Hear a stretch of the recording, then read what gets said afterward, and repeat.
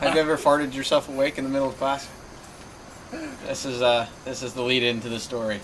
So I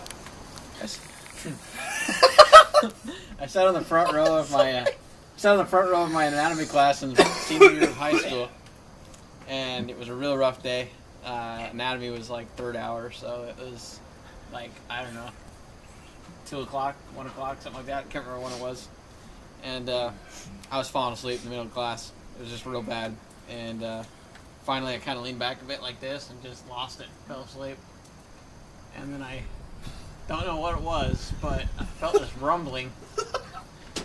And kind of jolt up, and there's this terrible feeling where you immediately concede without trying that you just ripped it right there in class.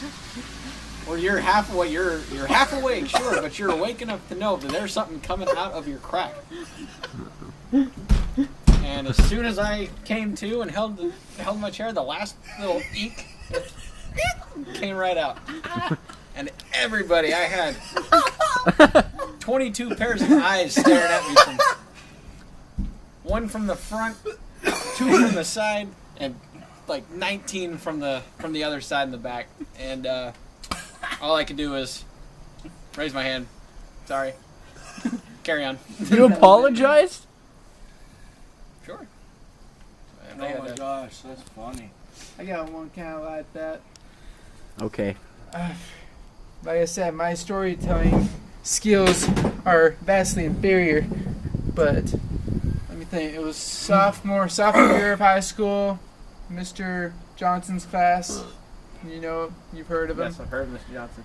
Mr. Johnson's class, and I'm sitting.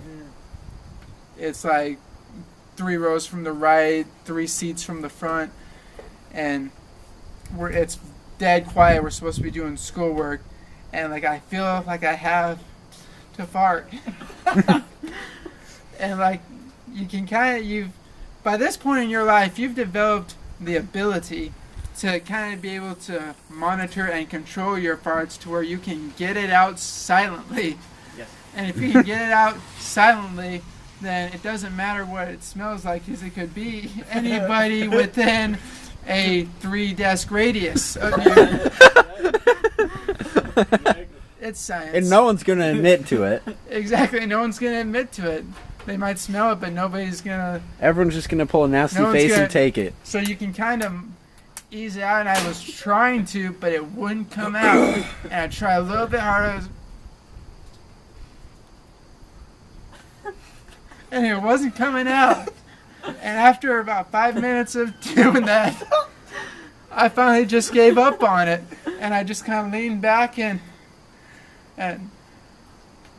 as I took in that deep breath, freaking explosion.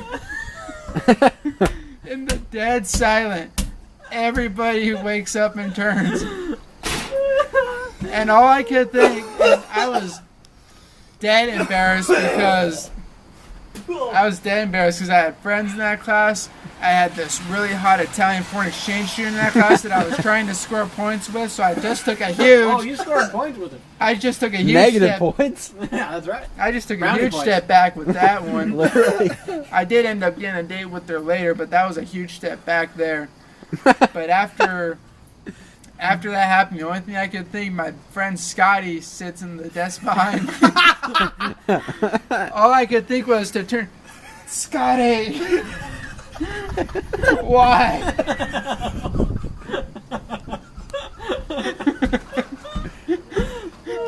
Just...